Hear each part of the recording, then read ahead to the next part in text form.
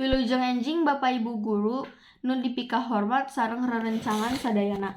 Sing sehat kanggo urang sadayana. Langkung ti payun mangga urang sanggakeun puji sinareng syukur ka Gusti Nu Maha Suci anu parantos maparinan nikmat kasehatan sareng kebersamaan kangge mieling dinten gerakan 1 juta tangkal ieu. Dinten ieu kaping 10 Januari.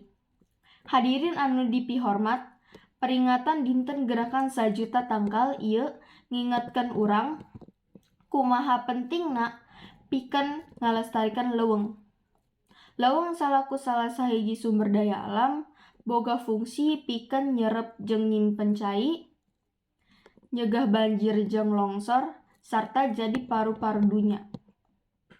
Kumaha oge, ayeuna loba leuweung nu ruksak.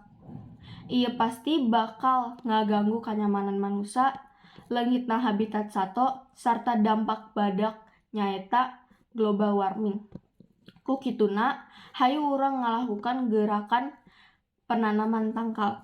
Hadirin anu dipihormat, mugi-mugi biantara anu didugikeun tiasa manfaat kanggo urang sadayana. Mugi-mugi urang sadaya tiasa ngalaksanakeun kawajiban dina ngalestarikan leuweung supados urang tiasa teras-terasan ngarasakeun mangpaatna. Eta biantara kuring, bilih aya kakirangan hapunten. Hatur nuhun kana parhatosan ti sadayana guru sareng rerencangan. Hatur nuhun. Wilujeng enjing.